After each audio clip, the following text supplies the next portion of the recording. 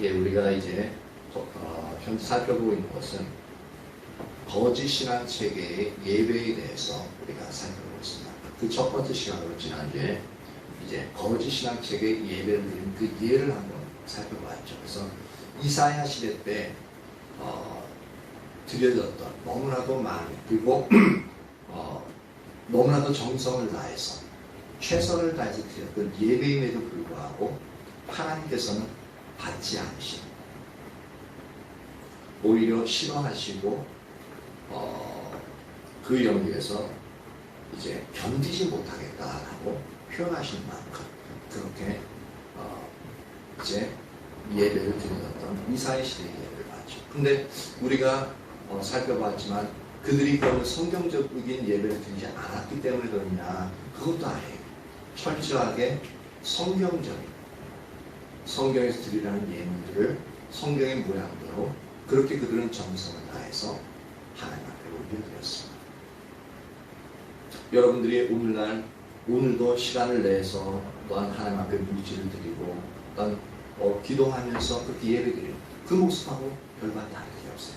오히려 이사야 시대 때의 예배자들은 오늘날 우리가 드리는 그 예배보다도 더욱더 열정을 가지고 드렸던 것을 볼 수가 있습니다. 그럼에도 불구하고 하나님의 평가는 그 이스라엘 백성들이 생각했던 그 평가와 정반대의 평가를 하나님이 내리셨던 것을 볼 수가 있습니다. 그래서 거짓 신앙 체계의 예배가 어떠했는가를 우리가 잠깐 살펴봤죠. 그러면은 오늘은 두 번째로 살펴볼 것이 뭐냐면 거짓 신앙 체계의 실체에 대해서 살펴보려고 합니다. 거짓 신앙 체계의 실체. 아니 정성을 다하고 헌신하고 그리고 그것도 성경적으로 그렇게 드리는데 왜 하나님이 그렇게 진노하시고 왜 그 예배자들을 향하여 그렇게 싫어하신다, 난 다시는 안 가겠다 그렇게 말씀하시느냐. 과연 거짓 신앙 체계가 무엇이길래, 그래서 그 실체에 대해서 살펴보는데요. 성경에는 실제로 거짓 신앙 체계라는 용어는 나오지 않죠. 그래서 우리는 성경 여러 곳에서 거짓 신앙 체계의 실체를 분명하게 볼 수가 있습니다. 그런 용어는 안 나오는데 우리가 이사야 시대의 예배를 잠깐 살펴봤던 것처럼 그것이 존재하고 있는 것을 우리가 살펴봤습니다. 그리고 시대와 배경은 각각 다릅니다. 즉 이사야 시대 때나 예레미야 시대 때나 예수님 시대 때에 그 시대와 배경은 각각 다르지만 놀라운 것은 거짓 신앙 체계의 그 특징들은 각 시대마다도 동일하게 나타난다는 겁니다. 그렇다는 얘기는 뭐냐면 오늘날에도 그 시대와 모든 영역, 이건 지역도 다르고 인종도 다르잖아요. 그렇죠? 그럼에도 불구하고 이 거짓 신앙 체계의 특징은 동일하게 나타납니다. 그래서 우리가 성경에서 거짓 신앙 체계로 인해서 이제 어떠한 결과가 나타나는지를 우리가 자세하게 살피고 이제 그것을 특징을 분명히 알아두면 오늘날 우리 자신을 살펴볼 수 있는 좋은 기회가 된다는 겁니다. 거짓 신앙 체계는 한마디로 신앙에 대한 왜곡되어진, 즉 잘못된 이해를 말하고 있습니다. 근데 하나님의 백성이 타락하면 영적 분별력이 가려집니다. 타락하면 왜 영적 분별력이 가려질까? 그냥 이렇게 제가 이제 말씀드리니까 그렇구나, 그래서 잘 깨닫지 못하는구나 라고 생각할 수 있는데 그럼 왜 가려질까라는 겁니다. 하나님의 백성들이 하나님을 떠나면 왜 영적 분별력이 가려질까라는 겁니다. 이 영적 분별력이 가려지면 어떤 현상이 나타나냐면 그 삶 가운데서는 하나님 중심적인 삶에서 어떤 삶으로 나아가게 되면 자기 중심적인 삶으로 나아가게끔 되어집니다. 이건 필연적으로 그렇게 그냥 순서적으로 그렇게 나아가게끔 되어 있습니다. 그럼 왜 하나님을 떠나면, 즉 하나님의 백성이 타락하면 왜 영적인 분별력부터 다려지냐 하는 겁니다. 이걸 반대로 생각하면 돼요. 우리가 하나님만 사랑하고 하나님만 추구하는 자리에 있으면 하나님의 임재, 즉 하나님이 우리 가운데 임하시게 되어지잖아요. 그렇죠? 그리고 임하시게 되어지면은 하나님 그냥 임하셔서 그냥 성령님이 임하셨어 하고 그러고 끝나는 게 아니라 성경에 보면은 신약성경 특히 예수님 가운데 말씀하신 내용에 보면은 저희가 내 안에 내가 저희 안에 거하면 우리가 그에게로 가서 그와 함께 거하고 라는 표현입니다. 즉 우리 안에 오셔서 하나님이 예수님만이 아니라 삼위일체 되신 하나님 우리 안에 거하신다는 표현입니다. 즉 우리 안에 사신다는 얘기예요. 그럼 사시면 그냥 사느냐? 그게 사시면서 그 목적이 있습니다. 하나님을 알리신다라는 표현입니다. 즉 하나님을 알리신다는 것은 하나님 그분의 의도와 의죠. 즉 하나님의 뜻이 무엇인지 그리고 하나님 그분이 어떠한 분인지를 하나하나 세세하게 우리가 그분 안에 거하기를 즐겨하는 자들에게는 즉 우리가 즐겨 사용하는 언어로서는 하나님의 친밀한 가운데 있는 자들에게는 하나님이 그분의 의도와 의중을 보여주셔요. 그러면 하나님 뜻을 아니까 하나님 뜻대로 삶을 살아가기 쉬워지고 또한 하나님의 방법을 아니까 우리 뭐 어떻게 하다가 이렇게 하면 되겠냐 딱 그 값을 주신 대로 딱딱딱 이제 순종하면 되거든요. 그런데 그게 이제 주님이 우리 안에 거하셔서 이제 우리 가운데 임하실 때 그렇게 살아가면 하나님 중심적인 삶으로 우리가 살아갈 수 있겠죠. 근데 우리가 타락하고 즉 하나님을 떠난 상태가 되어지면 가장 먼저 우리에게서 거치는 게 뭐냐면 하나님의 임재가 거쳐버립니다. 그러니까 이게는 뭐냐면 하나님 그냥 떠나가신 영역보다는 우리가 하나님을 떠나갑니다. 그리고 하나님의 임재가 거치는 가장 중요한 이유는 뭐냐? 하나님은 죄악과 함께 하실 수 없어요. 그러니까 우리가 하나님을 떠나면 죄를 짓는 거잖아요. 그러면 하나님이 더 이상 하나님의 임재에서 친밀하게 우리와 함께 하실 수 없습니다. 죄가 딱 하나님과 우리 사이를 가로막습니다. 그래서 하나님의 임재가 거쳐요.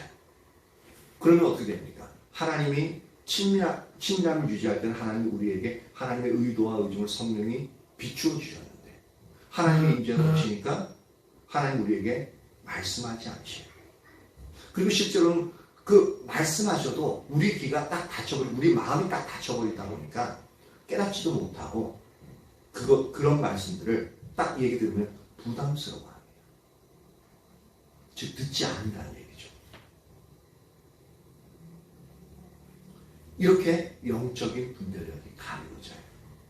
그러니까 하나님 중심적인 삶에서 떠나게 되어지고 오히려 죄의 본성을 따라 사는 자기 중심적인 삶을 살아가게 되는 이유가 바로 여기 있습니다. 이게 영적인 흐름입니다.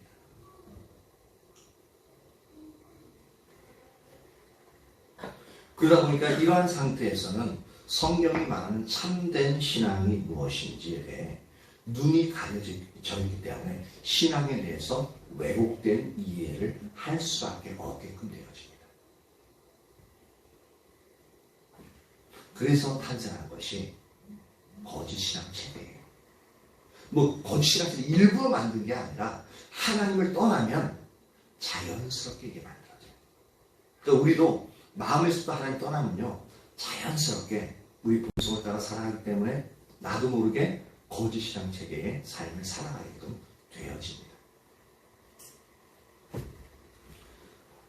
그렇기 때문에 자연스럽게 살아가기 때문에 심약한 부분이 뭐냐면 우리가 거짓 신앙 체계에 빠져 있다는 그 자체를 인식하지 못한다는 겁니다. 여전히 예배를 드리고 형식적으로 이렇게 예식을 드리니까 여전히 나는 그래도 신앙생활을 유지하고 있고 하나님 앞에 나아간다고만 생각하게 되어진다는 겁니다. 이것은 무엇이 참된 신앙인지 모르기 때문에 그러한 생각을 가지게끔 되어지죠. 그래서 우리가 예를 들자면 진짜 화폐를 모르면 위조 지폐를 골라낼 수 없잖아요. 그래서 위조 지폐 감별사들은 저는 이제 저는 생각했던 건 위조 지폐 감별사면은 위조 지폐의 특징과 뭐 어떤 그런 부분들을 연구할 줄 알았거든요. 근데 실제는 그렇지 않더라고요. 그 사람들에게는요, 진짜 화폐만 계속적으로 만지게 한대요. 진짜 화폐의 특징, 진짜 화폐의 어떤 화폐의 질감, 그 다음 어떤 그것만을 밥 먹고 그것만 만지고 세고 돈 세고 그래서 그것이 손에 익을 수 있도록.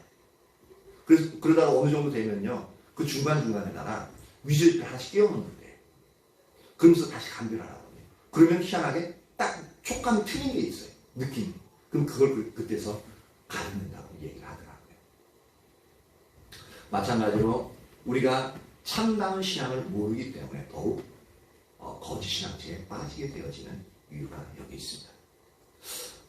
이 거짓 신앙체 체계의 실체를 볼 수 있는 가장 좋은 예 중에 하나가 이제 바리새인들을 살펴보면, 예수님 시대의 바리새인들을 살펴보면 알 수 있는데요. 먼저 로마서 2장 17절에서 20절 한번 찾아봅니다. 로마서 2장 17절에서 20절입니다.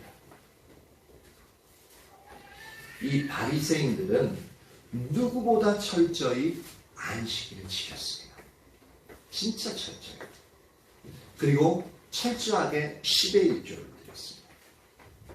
오죽하면은 식물 뿌리의 10분의 1까지 드릴 정도로, 그 정도로 철저했습니다. 그리고 이들은 성경을 연구했을 뿐만 아니라 금식했어요. 지난주에 살펴봤을 때 대속죄일 때 이스라엘 백성들 전체가 금식한다고 말씀드렸죠. 근데 신약시대 때 바리새인들은요, 그것도 대속죄일 때 그때 금식을 할 뿐만 아니라 일주일에 2번씩 금식을 했습니다. 대단하죠. 일주일이 7일인데 그 중에 이틀을 금식해요. 그리고 기도하며 율법적인 전통을 또한 지켜왔던 사람입니다. 이 정도면요, 엄청난 열정입니다. 그렇기 때문에 그들은 누구보다도 하나님을 더 잘 알고 하나님을 더 사랑하고 하나님의 말씀을 더 잘 믿는다고 자부심을 가지고 있었습니다. 그럴 수밖에 없겠죠. 그런데 그들의 실체를 이제 살펴볼 수 있는 부분이 지금 이제 우리가 핀 로마서 2장 17절에서 20절을 보면 어느 정도 나오는데요. 이 로마서는 예수님의 사역이 끝나고 예수님이 돌아가시고 25년 후에 쓰여진 책입니다. 25년 후에.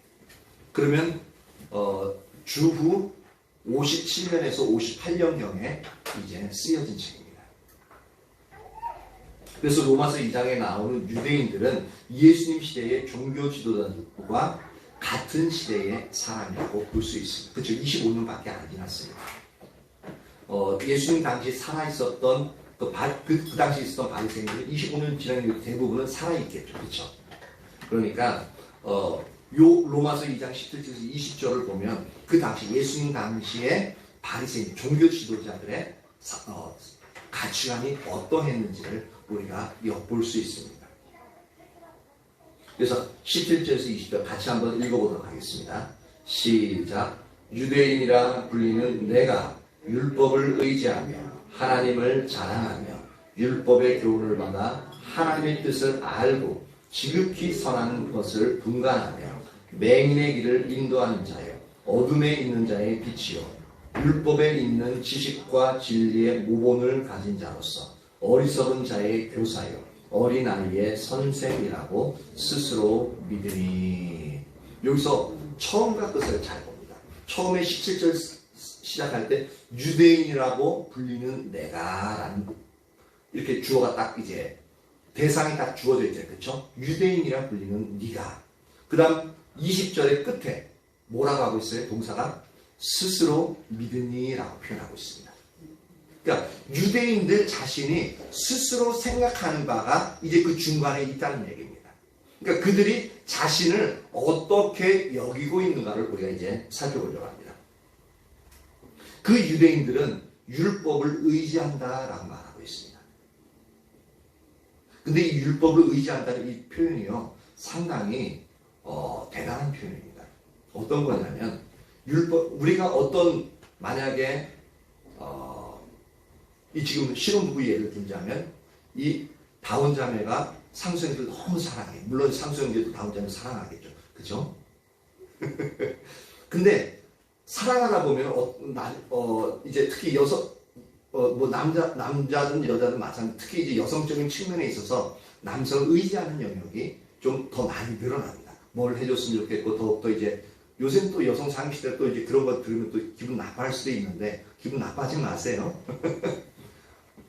저도 보면은 지금 이제 더 아내랑 하다 보면 아내를 의지하는 경우가 되게 많이 있습니다. 근데 특히 이제 그래서 사랑하고 더 이제 사랑하는 사람일수록 더 서로가 의지하는 측면이 더욱더 많아집니다. 그러면은 뭐냐면 의지하다 보면 어떻게 되어지냐면 상대방의 의견을 항상 물어보고 상대방에 있어서 함께 그 일들을 행하고 그리고 상대방의 의견을 존중하게끔 되어집니다. 그렇죠? 마찬가지로 하나님의 율법을 의지한다는 건 뭐냐면 우리의 생각의 기준을 꼭 율법에 맞추는 겁니다. 우리 삶에 있어서도 어떤 상황이 벌어지면 이게 성경에 뭐라고 말씀하고 있지? 하면서 성경이 항상 그 기준을 맞추어 가요. 그리고 그러다 보니까 성경이 하지 말라면 안 하려고 애쓰게끔 되어요. 성경이 하라 그러면 반드시 하려고 애쓰게끔 되어 있습니다. 그런 의미입니다. 율법을 의지한다는 얘기가 그냥 율법을 알고 있고 그런 측면이 아니라 모든 것을 율법에 하나님의 말씀에 맞추려고 하는 경향을 가지고 있는 겁니다. 그러니까 이것만 해도 대단하죠. 이 유대인들은 그렇게 했고 무엇보다 또한 하나님을 자랑하며 라고 표현하고 있습니다. 자랑할 때는 뭘 자랑하나요? 내가 자랑스럽게 여기고 있고 내가 진짜 사랑하고 너무너무 나에게 가지고 있는 좋은 것도 있으면 보배롭게 여기는 것도 있으면 다른 사람들에게 자랑하죠. 우리가 여기기에 별거 아니면 다른 사람한테 자랑합니까? 그냥 감추어두기 바쁘지 자랑하지는 않습니다. 그만큼 이 유대인들은 하나님이 너무나도 자신들에게 있어서 소중한 존재라면서 알아요. 그러니까 하나님 그분 자체를 그 삶 가운데서 자랑하고 있다고 얘기하고 있습니다. 가만히 생각해보세요. 우리 각자 여러분 한 분 한 분은 과연 여러분 삶 가운데서 자랑하는 것은 나 자신에게 자랑하지 않잖아요. 다른 사람에게 자랑하잖아요. 여러분은 다른 사람들에게 하나님을 내가 예수님 믿음을 또 예수님을 위해서 얼마나 내가 믿는 예수님을 자랑하고 있습니까? 내가 예수님 믿는데 말이야 예수님 나한테 이런 일을 해주셨어요. 얼마나 그 부분들을 자랑하고 있습니까? 근데 이 유대인들은 그 하나님, 자신들이 믿고 있는 그 하나님을 자랑했다라고 표현하고 있습니다. 성경이 문자적으로 기록할 정도면은 상당히 그들의 입에서는 하나님에 대한 이야기가 떠나지 않았음을 알 수 있습니다. 그러니까 율법을 의지할 수밖에 없는 거죠. 그러니까 그만큼 하나님을 사랑한다라는 표현이 되어집니다. 우리도 사랑하는 자녀들이 있으나 사랑하는 배우자나 있으면 자랑하죠. 우리 남편이 우리 아내가 하면서 우리 자식이 막 이렇게 그쵸 마음에 드는 점에서 자랑할 부분이 있으면 계속 자랑하잖아요. 그리고 18절 넘어가면 이렇게 얘기합니다. 율법의 교훈을 받아 하나님의 뜻을 하여. 율법을 의지하고 하나님을 자랑하다 보니까 율법의 교훈을 받습니다. 즉 율법을 배우는 겁니다. 연구하는 겁니다. 그렇게 그 교훈을 받아서 뭘 하냐면 하나님의 뜻을 알기 위해서 더욱더 이것을 연구합니다. 하나님의 뜻을 안다는 것은 하나님을 아는 영역입니다. 그것도 이제 물론 이제 지식적인 영역이죠. 그러니까 보시죠. 하나님을 아까 전에 자랑하는 게 하나님 사랑하는 것과 관련이 있다고 그랬죠. 그러니까 누구보다도 하나님을 더 사랑하는 유대인들. 그리고 그 하나님을 더 알기 위해서 하나님 뜻을 알기 위해서 성경을 연구해요. 그러다 보니까 누구보다 더 잘 하나님 뜻을 알고 있다고 생각할 수밖에 없습니다. 그러다 보니까 하나님 뜻을 잘 아니까 지극히 선한 것을 분간하며 라고 말하고 있습니다. 우리에게 있어서 선한 것들은 많이 있습니다. 좋은 것들도 많이 있어요. 근데 그 중에서 그러니까 우리가 어떤 일들을 할 때 방안들이 A, B, C 다 해서 다 좋은 방안이에요. 다 성공할 수 있는 방안인 것 같아요. 근데 그 중에 최선이 있잖아요.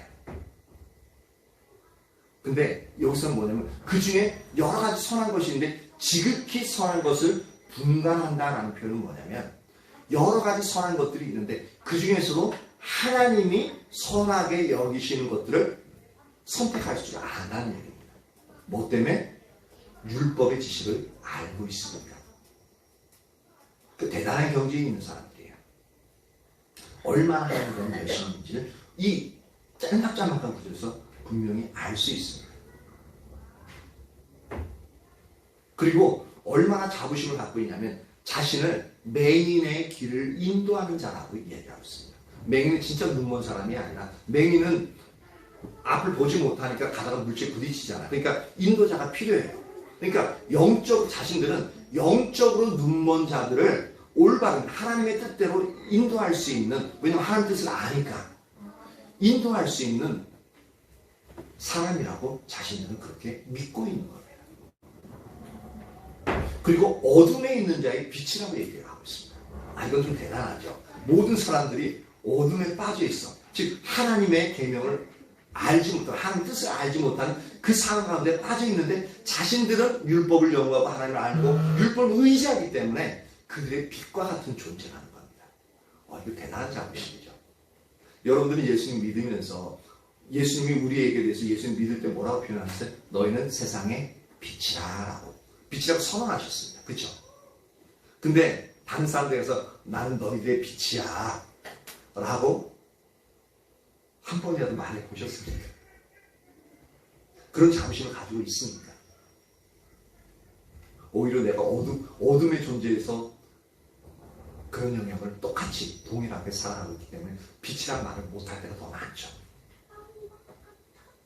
근데 이들은 자신들 스스로가 나는 어둠에 있는 자의 빛이라고 얘기할 정도로 대단한 겁니다. 그리고 더 대단한 부분은 뭐냐면 율법의 20절에 율법에 있는 지식과 진리의 모본을 가진 자로서, 즉 자신들은 율법에 있는 진리와 지식의 모본, 여기 모본은 본질이라는 뜻입니다. 단어적인 의미로서 뭐냐면 헬라어서 본질이라는 의미인데 여기서는 이제 지식과 진리의 본질, 즉 이제 율법은 우리가 쭉 살펴보면 성경 읽다 보면 성경에 지식이 많이 들어가 있잖아요. 그렇죠? 그 지식과 함께 그것은 지식적인 체계이지만 동시에 뭐냐면 모든 사람들에게 보편적으로 적용되어지는 진리입니다. 그렇죠? 그리고 그 진리의 본질이 이제는 성경으로 이제 문자화되어져 가지고 그들이 가지고 있어요. 그래서 그들은 율법에 있는 지식과 진리의 모본을 가진 자로서 딱 이제 자신이 가지고 있기 때문에 자부심을 가지고 있는데, 그러면서 자신들 또 어떻게 생각하냐면 어리석은 자의 교사라고 생각하고 있습니다. 왜냐하면 율법인 지식과 진리의 본질을 알고 있잖아요. 그리고 그것을 잊어버릴까봐 책도 가지고 있죠. 성경책으로서. 그러니까 어리석은 자의 교사로서 본인은 생각하고 있습니다. 또한 그런 어린아이의 선생이라고 스스로 믿고 있다라는 겁니다. 이러한 가치관을 예수님 당시에 바리새인들도 가지고 있었다라는 겁니다. 참 놀라운 자부심을 가지고 있었고, 그리고 그들은 실제로 그들이 말한 대로 그렇게 살아가기 위해서 탈무드 있잖아요. 탈무드. 그들이 이제 이스라엘의 지혜서라고 합니다. 그래서 아이를 어릴 때부터 탈무드의 교육법대로 그렇게 가르치거든요. 그래서 그런지는 모르지만 성경적인 교육법 때문에 이스라엘에서 엄청난 그 조그만 나라에서 우리는 노벨상 수상자가 한 명이 있구나. 김대중 대통령이 이제 평화상 그거 받은 거 외에는 기초적인 학문이나 연구해가지고 받은 거 우리나라 한 명도 없습니다. 그 외에. 근데 이스라엘은 그 조그만 우리나라 한 강원도 땅 되어지는 그 땅 정도 크기의 나라가 이 노벨상 수상자가 얼마나 많은지 모릅니다. 그리고 미국에 가 있던, 예전에 미국에 가서 미국의 노벨상 수상자가 제일 많거든요. 제일 많은데 그것을 처음에 받았던 많은 경우의 사람들이 이스라엘에서 망명한 사람들. 뭐 아이슈타인부터 해가지고요. 그렇게 유명한 학자들이 다 이제 이스라엘 출신이에요. 그들은 그러한 하나님의 율법을 의지해서 이제 그 삶들을 살아가고 있기 때문에, 그러니까 자부심이라는 것은 말로 표현할 수 없는 일이죠. 그래서 만약 이 사람들에게 당신은 하나님을 사랑하십니까?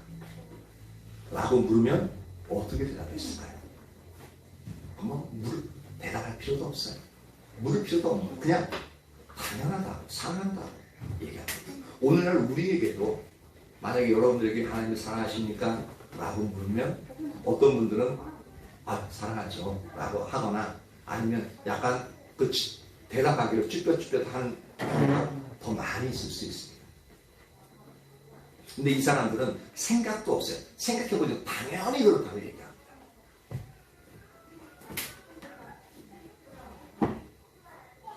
그들은 누구보다도 하나님을 사랑하고 누구보다 더 많이 하나님을 안다고 자부했고, 누구보다도 그들은 하나님의 말씀을 믿는다고 자부했던 사람입니다. 근데 이 정도면은 하나님의 칭찬을 받는 것이 정당할 것 같잖아요. 그쵸?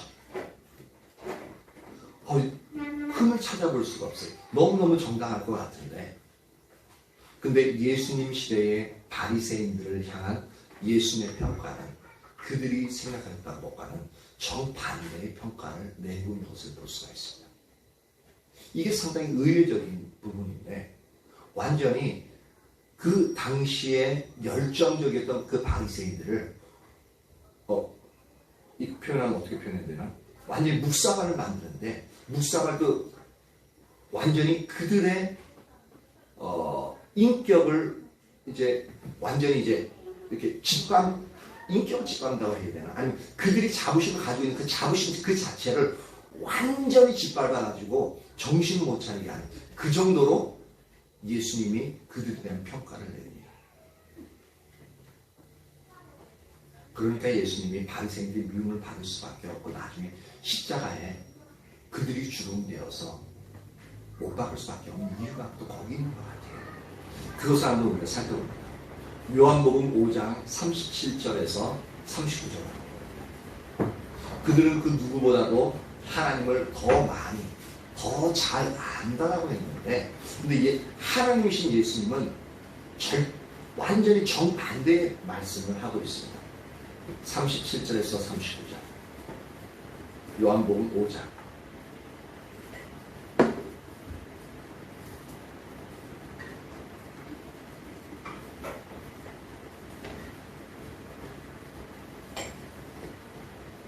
같이 한번 읽어볼까요?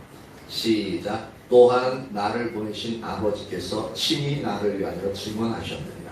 너희는 아무 때에도 그 음성을 듣지 못하였고 그 형상을 보지 못하였으며 그 말씀이 너희 속에 거하지 아니하니 이는 그가 보내신 이를 믿지 아니하니라. 너희가 성경에서 영생을 얻는 줄 생각하고 성경을 연구하거니와 이 성경이 곧 내게 대하여 증언하는 것이니라. 여기 보면 37절에 한 중간쯤 보면은 너희는 아무 때에도 라고 표현하고 있습니다. 아무 때에도라는 어느 한순간이라는 뜻입니다. 그러니까 전혀라는 뜻이에요. 전혀. 너희들은 전혀 그 음성을 듣지 못했고, 즉 하나님의 음성을 여기서 듣지 못하였다는 게 과거형으로 표현하고 있습니다. 과거, 지금부터 과거에 어떤 한 번도 전혀 하나님의 음성을 전혀 들어보지 못했다라고 표현하고 있습니다.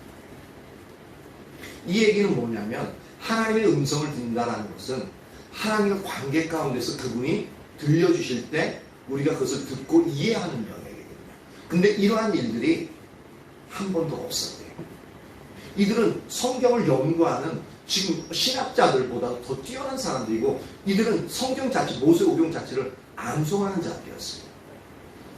바리새인들이 기본적으로 어릴 때 3살 때부터요, 하나님의 말씀을 암송하게 가르칩니다. 그리고 이 바리새인 중에 서기관이 나와요.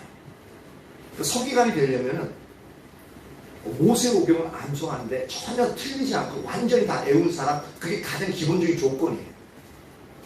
거기서 바리새인 중에서 서기관이에요. 그러니까 더 바리새인들보다 더 성경에 대해서 빠삭한 지식을 가지고 있는 사람이죠.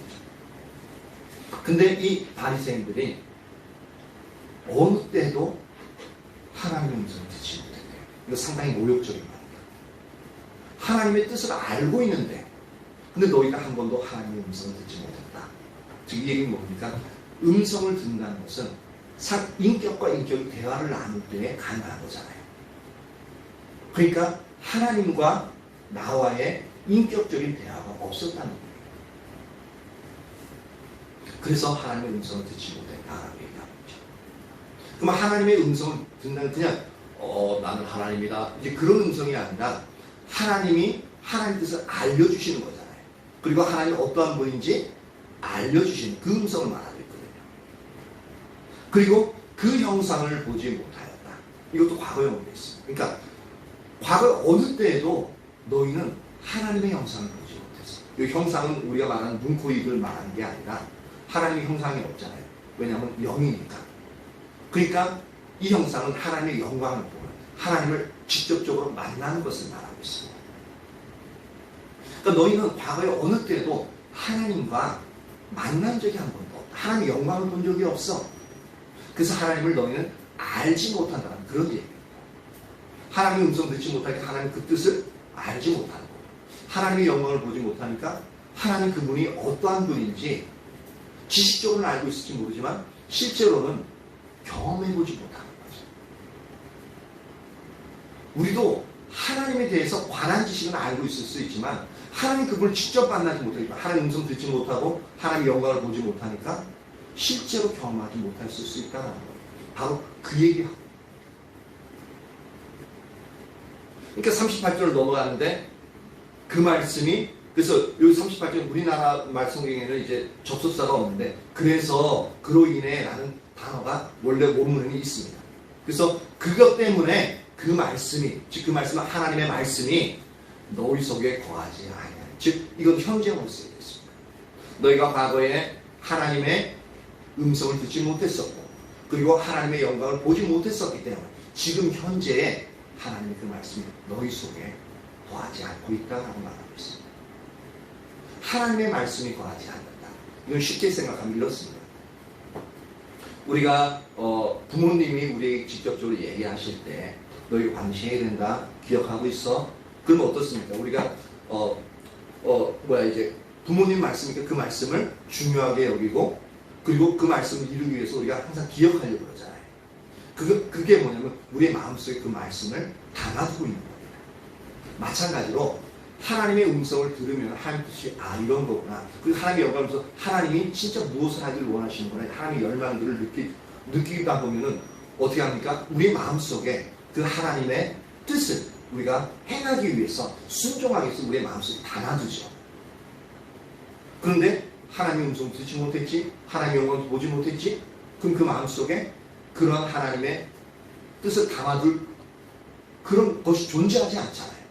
그러니까 그 말씀이 너희 속에 거하지 않고 있는 이유가 바로 듣지도 못하고 하나님을 보지 못했기 때문이다라고 말하고 있습니다. 즉 이 세 가지를 다 합치면 뭐냐면 너희는 전혀 지식적으로 하나님을 안다고 얘기하지 못하지만 하나님을 만나본 적도 없고 하나님을 직접 들은 적도 없었기 때문에 너희는 실제적으로는 하나님을 전혀 몰라라는 뜻입니다.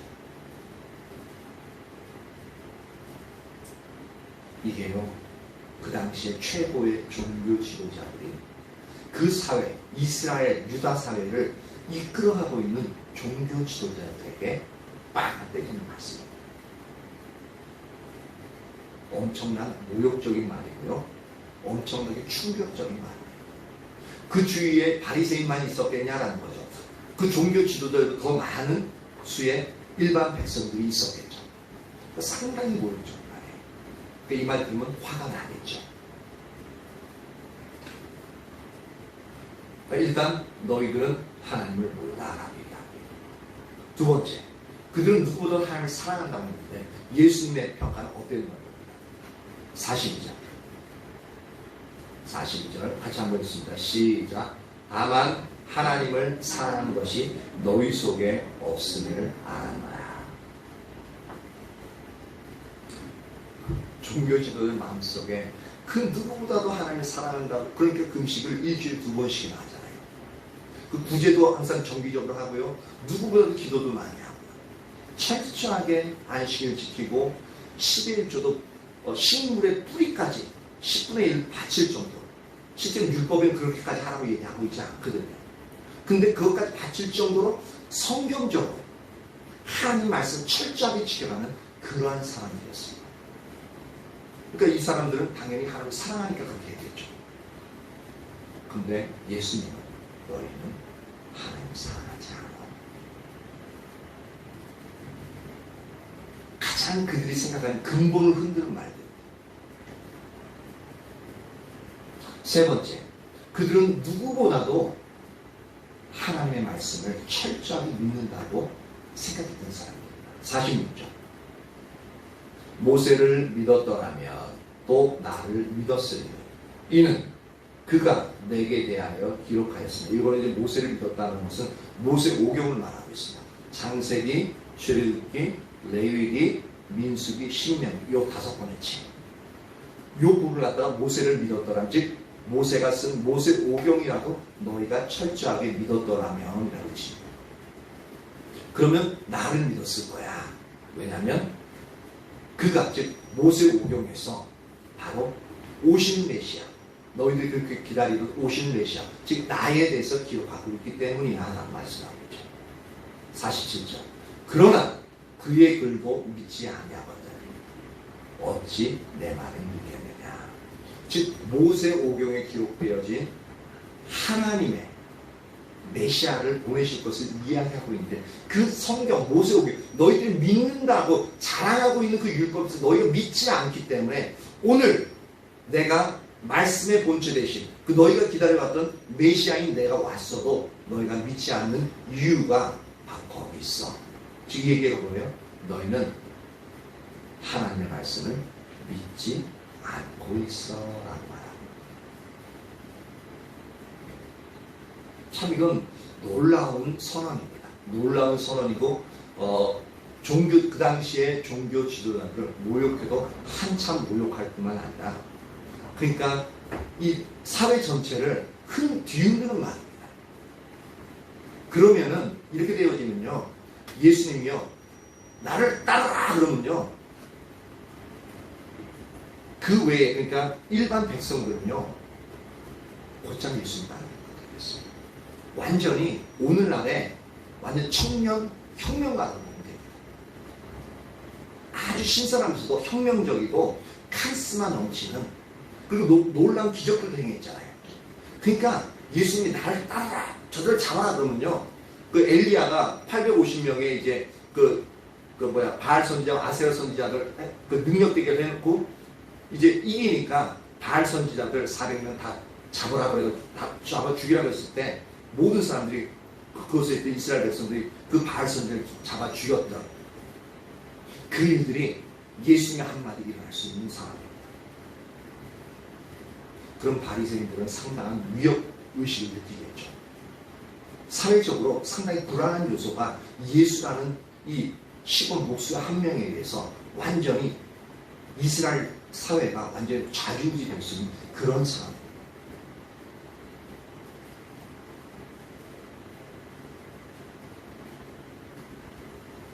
이런 놀라운 말씀을 하시는데 근데 그들은 아까 말씀드린 누구보다 하나님 더 잘 알고 하나님 더 사랑하고 누구보다도 하나님의 말씀을 믿는다고 생각했는데 하나님이신 예수님은 정반대로 말씀하시죠. 이게 바로 거짓 신앙집의 시체입니다. 상당히 두려운 겁니다.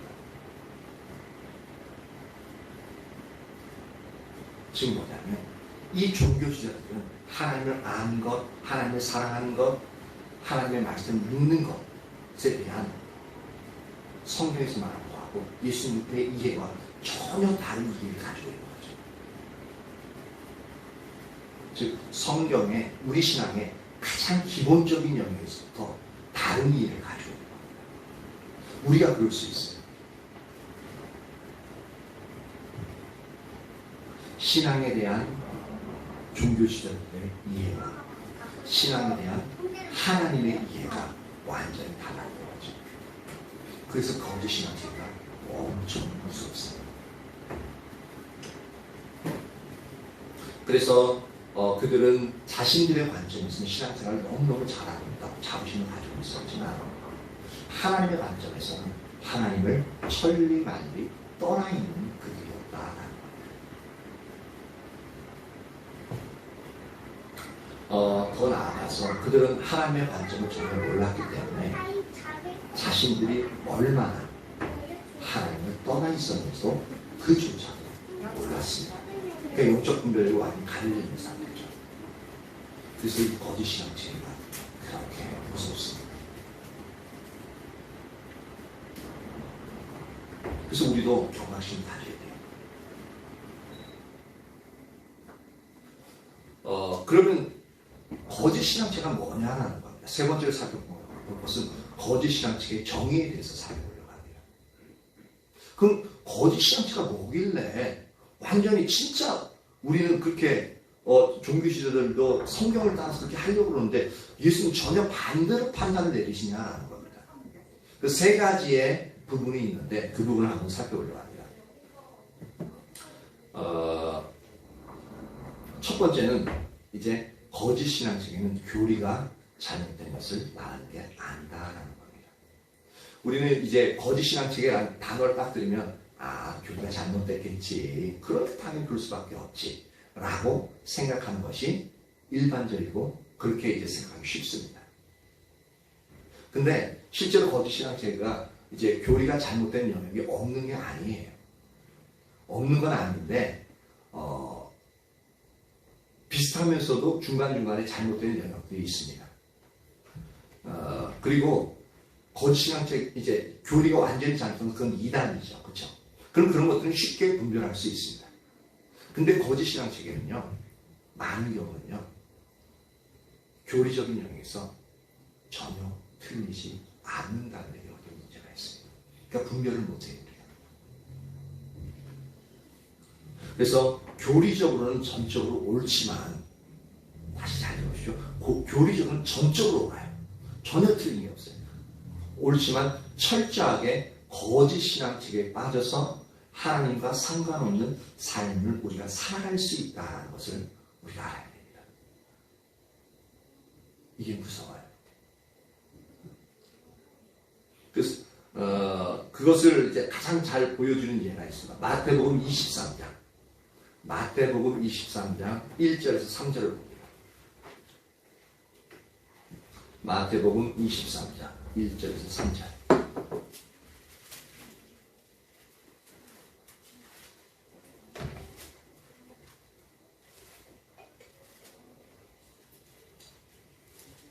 마태복음 23장 1절 3절.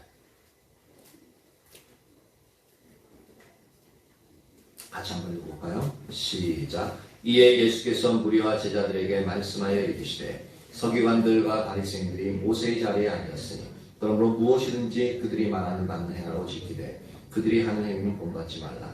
그들은 말만 하고 행하지 아니하며. 이 구절을 보면은 바리새인들, 서기관들과 바리새인들이 모세의 자리에 앉았다. 즉 율법을 가르치고 율법을 이제 적용하는 그 자리에 앉아 있는 것을 말하고 있습니다. 그런데 이제 예수님이 뭐라고 말씀하셨어요? 3절에 보니까 그러므로 무엇이든지 그들이 말하는 바는 행하고 지키되라고 말하고 있습니다. 특히 이제 영어 성경 NIV 성경에 보면은 이 구절 지키고 행하고 지키되라는 이 부분을 강한 명령의 형태로 기록하고 있습니다. 그래서 must라는 단어를 쓰고 있습니다. 강한 명. 그러니까 반드시 행하고 지켜라라고 말하고 있습니다. 만약에 서기관과 바리새인들이 가르치는 영역에 있어서 그것이 교리적으로 잘못되었다면, 그렇죠? 잘못되었다면 예수님은 절대로 자신의 제자들에게, 12제자들에게 절대로 그것을 반드시 다 지키고 행하라고 절대로 말씀하지 않았을 거다라는 거죠. 이처럼 서기관들과 바리새인들이 가르치는 성경의 교리들은 전적으로 옳았던 것을 볼 수가 있습니다. 하지만 철저하게 그들은 거짓 신앙책에 빠져 있었습니다. 그것을 알 수 있는 게 뭐냐면 가르치는 바는 말하는 바는 행하고 지키되 그들이 하는 행위는 본받지 말라. 그들은 말만 하고 행하지 아니한다라고 말하고 있죠. 즉 거짓 신앙 체계에 빠진 사람들의 한 가지 행동적인 삶의 특징이 뭐냐면 가르치기는 하되 삶에서는 그대로 살지 않는 특성을 가지고 있음을 볼 수 있습니다.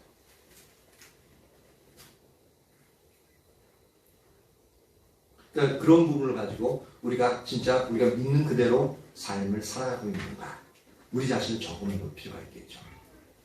근데 완벽하지는 않습니다. 우리 인간들 자체가 완벽하지는 않는데 얼마나 이전보다, 과거보다 내가 얼마나 가르침 받은 그 영역 그대로 삶을 살아가고 있는가를 또 보고, 또한 지금 현재 내가 얼마나 하나님 말씀대로 살아가기 위해서 애쓰고 있는가, 그 영역을 한번 살펴보시기 바랍니다.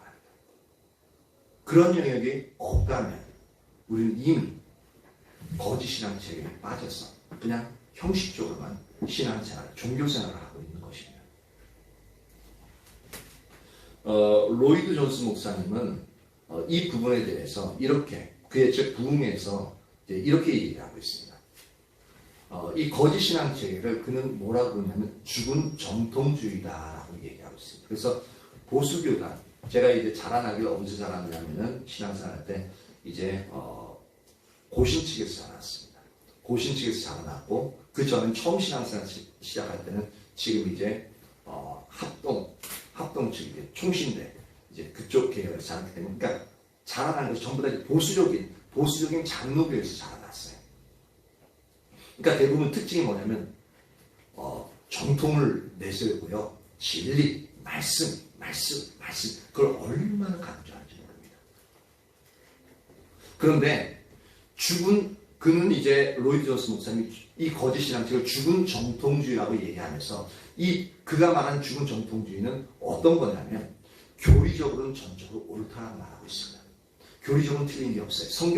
성경에서 뽑아서 그들이 말하는 그 진리, 그 교리적으로는 절대 정통인데 하나님에 관한 이론이 인격제신 하나님과의 교제를 대체해버린, 그래서 생명이 전혀 없는 신앙을 의미한다고 말하고 있습니다.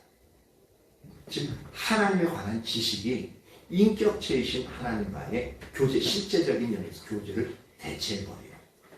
그래서 그 교리적으로 아는 것을 진짜 하나님과의 신앙이 좋다고 생각하는 바리새인들이 그랬던 거거든요. 오늘날 우리에게 있어서도 우리가 십자가 복음 배우고 지금 예배회부에 관해서 배우지만 우리가 중요하게 여기는 게 뭡니까? 하나님과 관계 영역에서 중요하게 여기고 그것을 항상 강조하잖아요. 그런데 우리가 그것을 배우지만 우리가 실제로 하나님과 관계를 추구하는 그 삶을 살아가지 않으면 우리도 동일한 자리에 있게끔 되어지는 것입니다. 하나님과의 친밀한 관계는 일주일에 한 번 예배 드린다고 그것을 관계가 좋아지지 않습니다. 이 관계는 지속적으로 관계를 맺지 않으면 절대 불가능해집니다.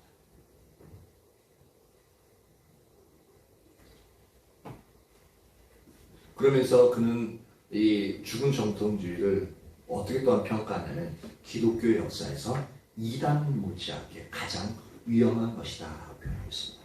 아니 교리가 전혀 틀리지 않는데 왜 이단 못지않게끔 위험한 것이라고 얘기하냐라는 거죠. 그 얘기는 뭐냐면 교리가 옳기 때문에 그 안에서 무엇이 잘못됐는지 전혀 알지 못하는 겁니다. 잘못되었는데 생명력이 없는데 하나님 함께 하시지 않는데 근데 성도들 그리고 갇힌 자는 교리가 없기 때문에 성경 말씀 전혀 벗어나지 않기 때문에 무엇이 잘못된지 모르는 겁니다. 그러니까 무엇이 잘못된지 모르니까 고치지는 못해요.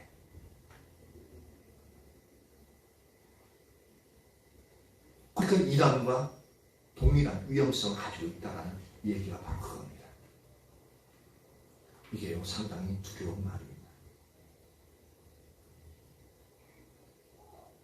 그리고 거짓 신앙체의 정의 두 번째는 뭐냐면 거짓 신앙체계는 신앙이 미성숙한 어린 상태를 말하는 게 아니다라는 겁니다.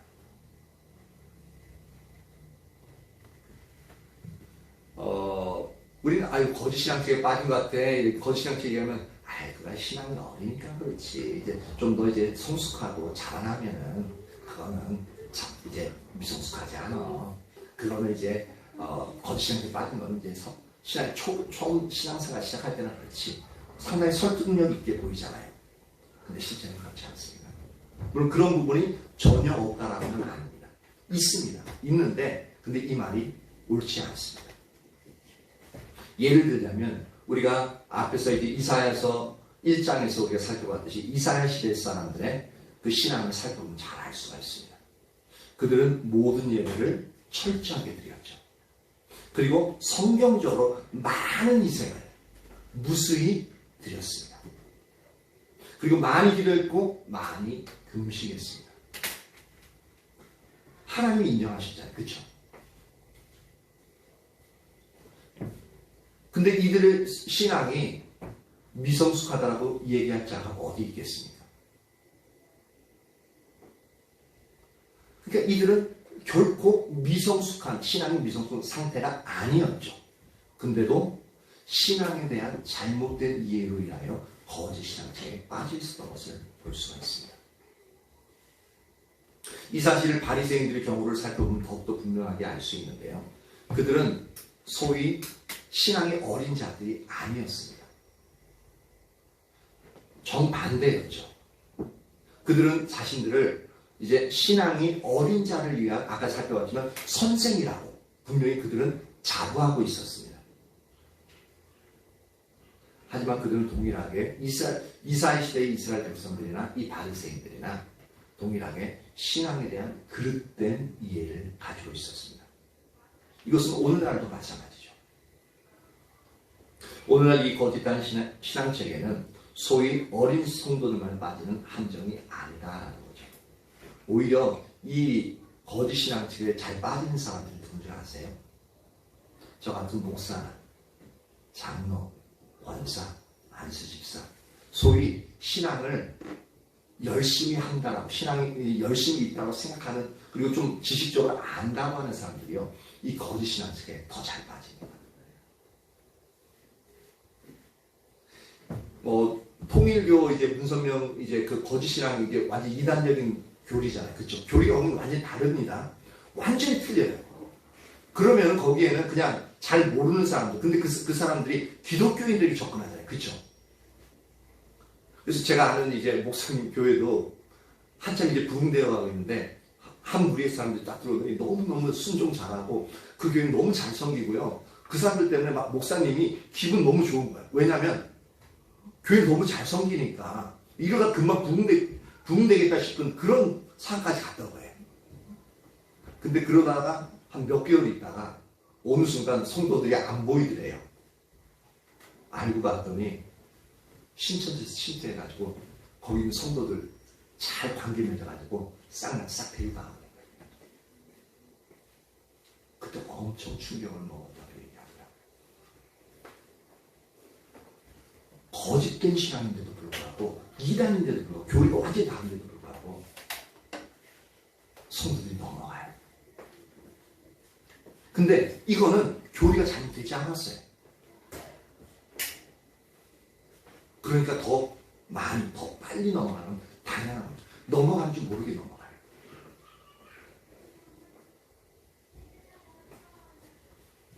그래서 보니까 신천지에 넘어가 있는 사람들은 전부 다 일반 사람들만 있는 게 아니라 거기는 서울대 교수도 있고요. 학적으로 뛰어난 사람들 되게 많이 있어요. 그래서 지금 그 사람들이 그들의 신앙적인 체계, 교리적인 체계에 그 사람들이 쓰고 있습니다. 그리고 어떻게 반박하면은 답을 어떻게 성경적으로 대답할지 그런 것까지 다 연구하고 있습니다.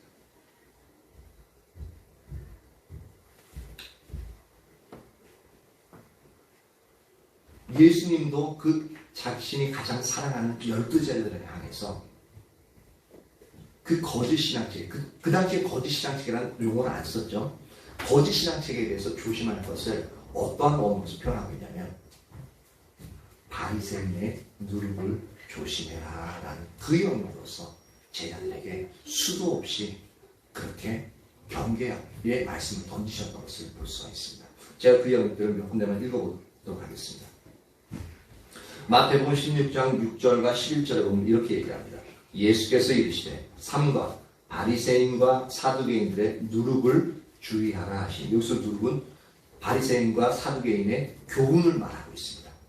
그들이 가르친 교훈들. 그리고 11절 16장 11절에 보면 어찌 내 말한 것이 떡에 관함이 아닌 줄 깨닫지 못합니다. 오직 바리새인과 사두개인들의 누룩을 주의하라 하시니, 이 누룩은 어떻습니까? 조금만 그 이제 밀가루에 조금만 들어가도 하룻밤 지나면 어떻게 되죠?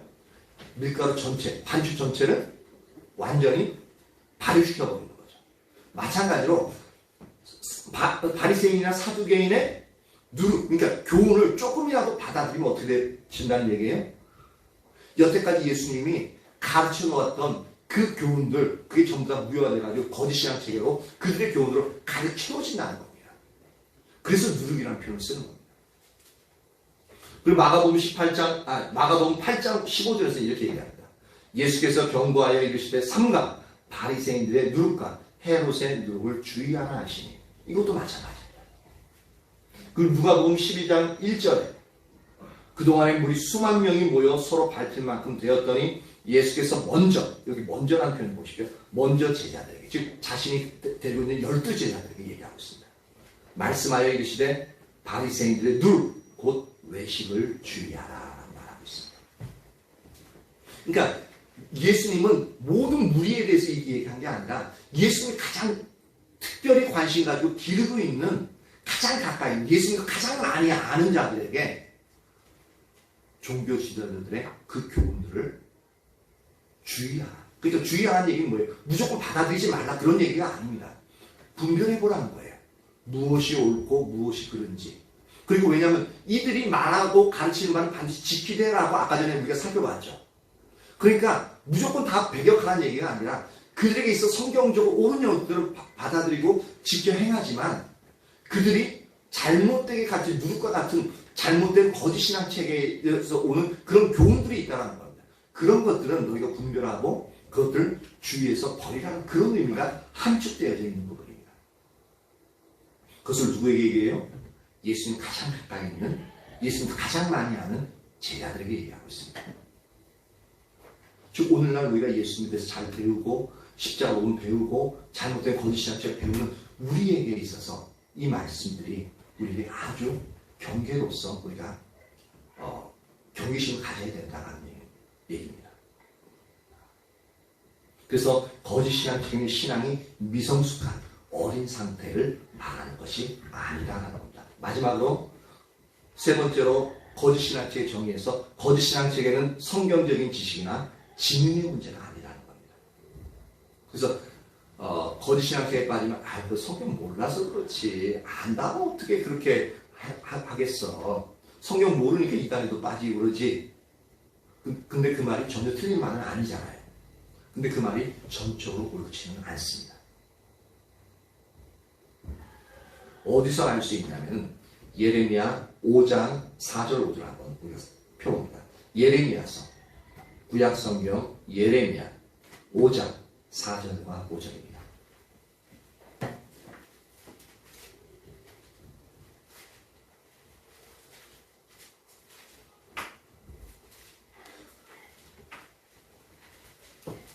예레미야 5장 4절과 5절. 우리는 이제 어떤 지식이 없기 때문에, 지능이 좀 모자라기 때문에 그렇게 이제 빠질까라고 생각하기 쉬운데 성경은 아니다 라고 얘기하고 있습니다. 예레미야서 5장 4절 5절. 내가 말하기를 이 무리는 비천하고 어리석은 것뿐이다. 여호와의 길 자기 하나님의 법을 알지 못하니 내가 지도자들에게 가서 그들에게 말하리라. 그들은 여호와의 길 자기 하나님의 법을 안다 하였더니 그들도 일제히 멍에를 뽑고 결박을 끊은지라. 이렇게 이것은 잘 모르겠죠. 보십시오. 이 무리, 즉 이건 일반 평민을 말하고 있습니다. 이 무리는 비천하고 어리석은 것뿐이다. 여호와께서 여호와의 길 자기의 하나님의 법을 알지 못한, 즉 평민들은 비천하고 어리석어서, 즉 그 가정 형편이 이제 돈이 없으니까 배울 수 없잖아요. 그러니까 배울 수 없으니까 하나님의 법을 모르니까 하나님의 법을 지키는 게 어렵고 지키지 못하는 경우가 많잖아요. 그렇죠? 그러니까 자기 하나님의 법을 알지 못한 것뿐이다 라고 예레미야 선지자는 이렇게 이야기하고 있습니다. 그래서 5절에 보니까 내가, 즉 예레미야 선지자가 지도자에게 가서, 지도자들은 어떻습니까? 부유하고 학식이 높죠. 그러니까 하나님의 말씀을 배우겠죠. 그럼 하나님의 뜻을 알겠죠. 그래서 지도자들에 가서 그들에게 말하리라.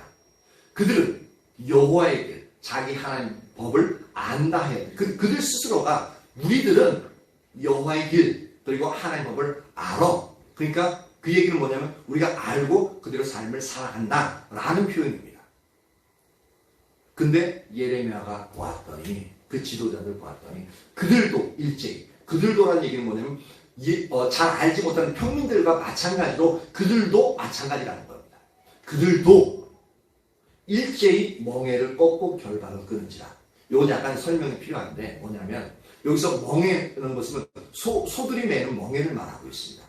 이스라엘은 우리나라와 다르게 우리는 소 한 마리가 그 멍에 매고 쟁기 하나가 쭉 밭을 이제 끌고 나가잖아요. 그래서 밭고랑이나 이제 농고랑을 이제 파는데 중동 지역은 땅이 메말라요. 돌덩이가 많아요. 딱딱해요. 그러니까 혼자 가도 절대 안 돼요. 그래서 두 마리가 한 쌍이 된다. 그래서 그것이 한 결이에요.